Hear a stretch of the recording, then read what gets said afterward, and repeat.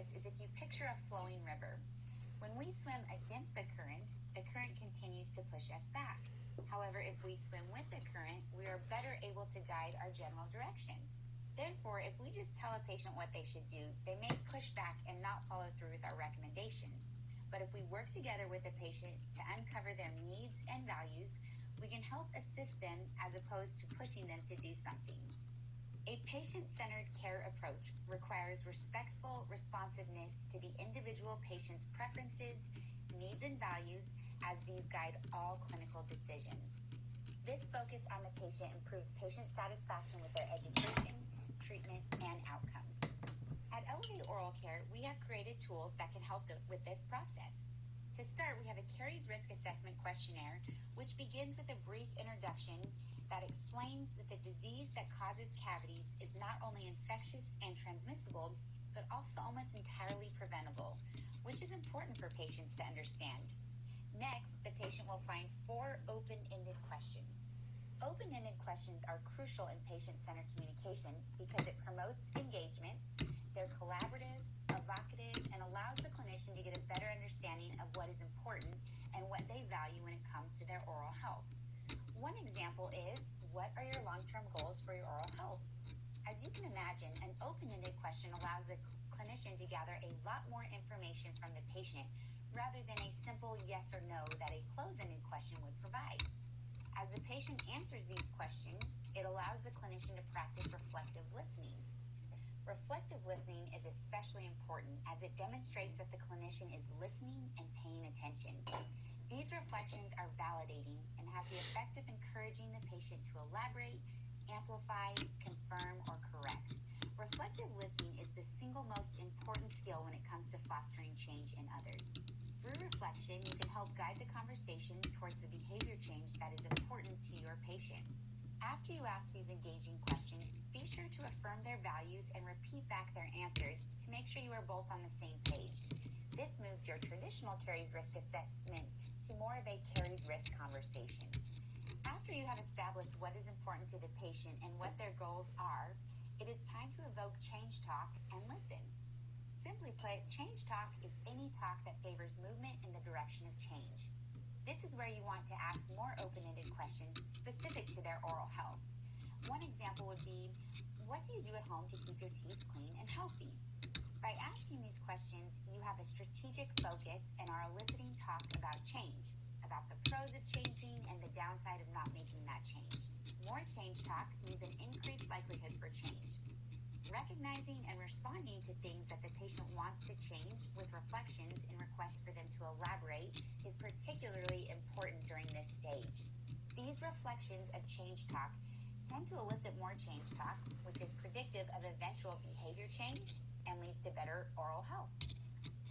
So now that you have a good understanding of the patient's goals and concerns and what they currently do in working towards their oral health, it is time to work together to develop a plan for them to be successful at achieving their oral health goals.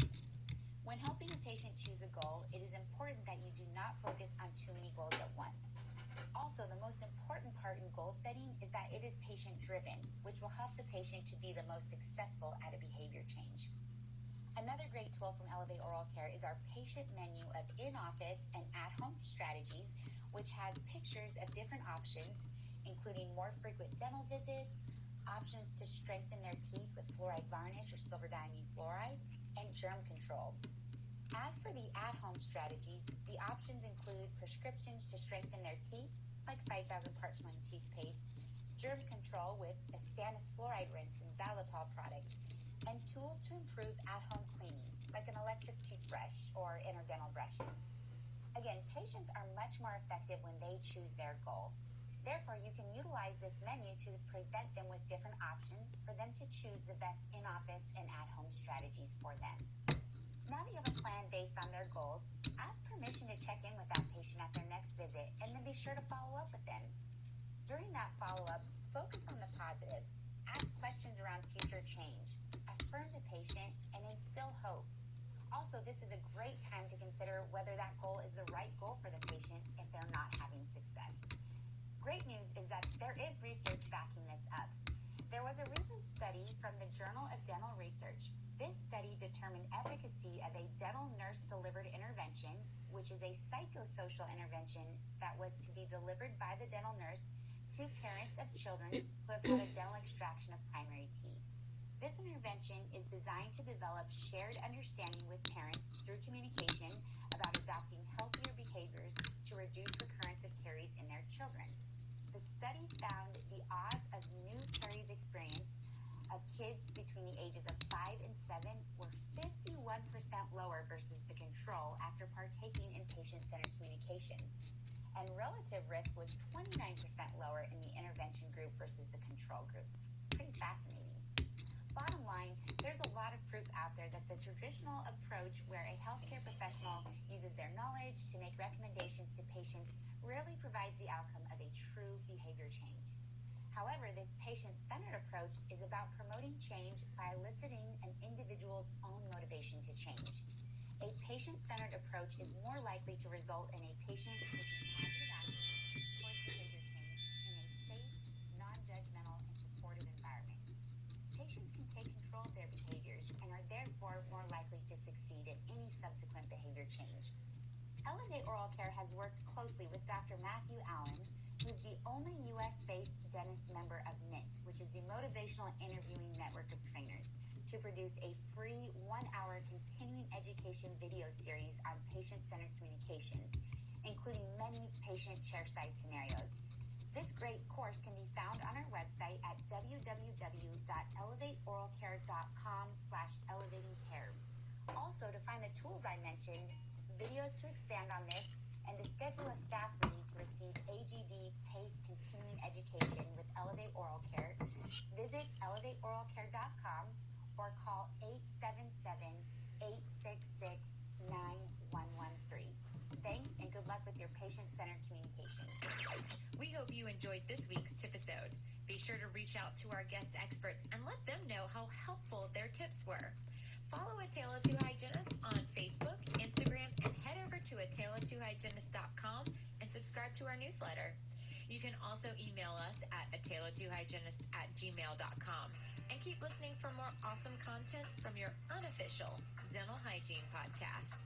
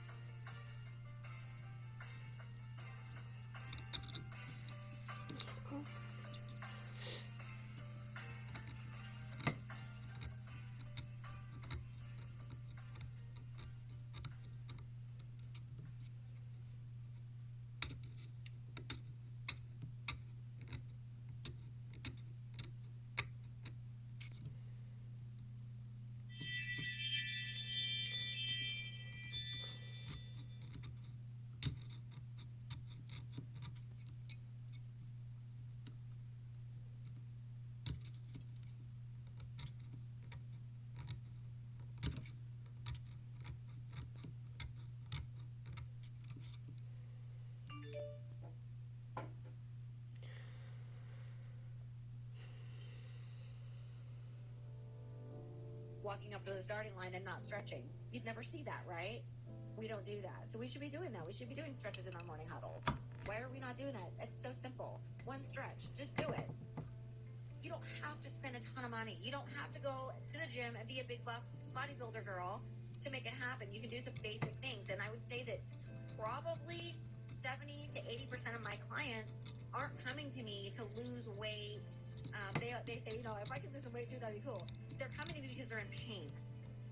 It's important for people to know that even someone who is a competitive bodybuilder and has a lot of confidence in what I'm doing, I too was terrified at one point.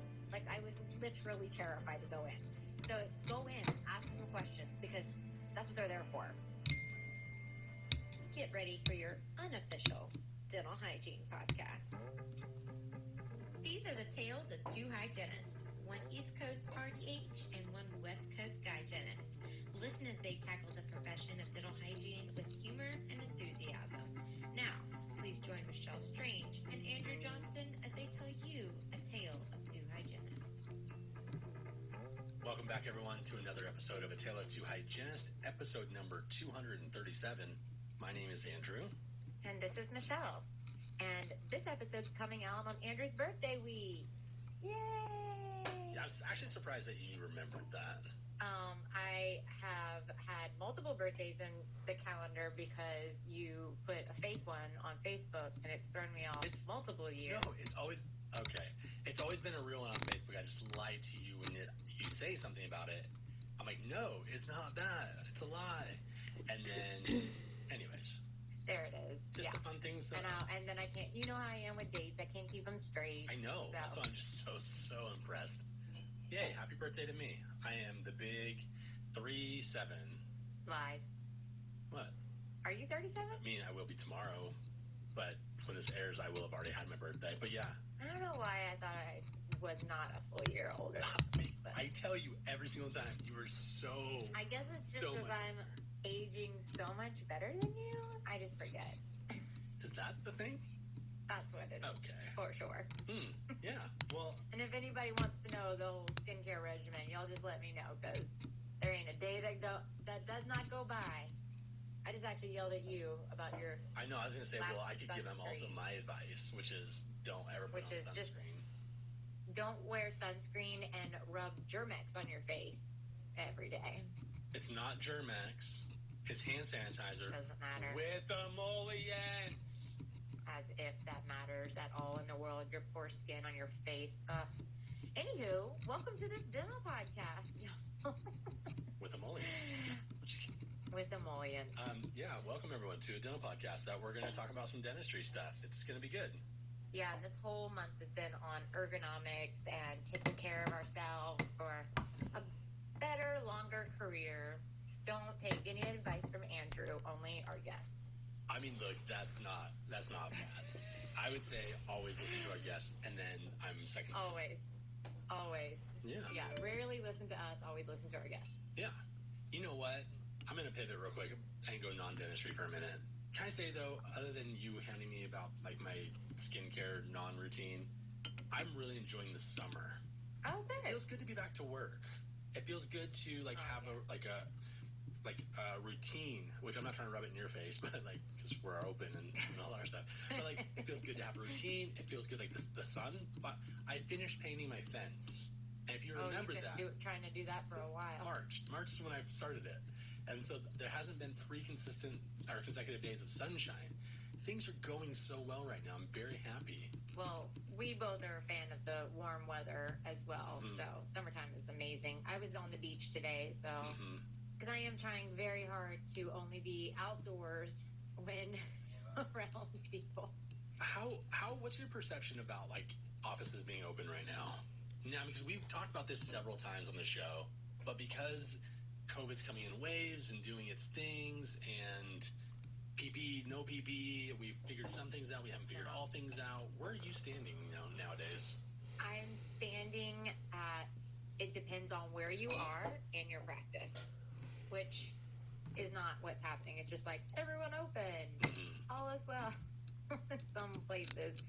And I'm in South Carolina. We're a hot spot now, and I don't think everyone is wearing the proper stuff because they're having a hard time getting it. So I'm like, if you're there's just so much that we don't know, and the ambivalence towards this has been quite shocking.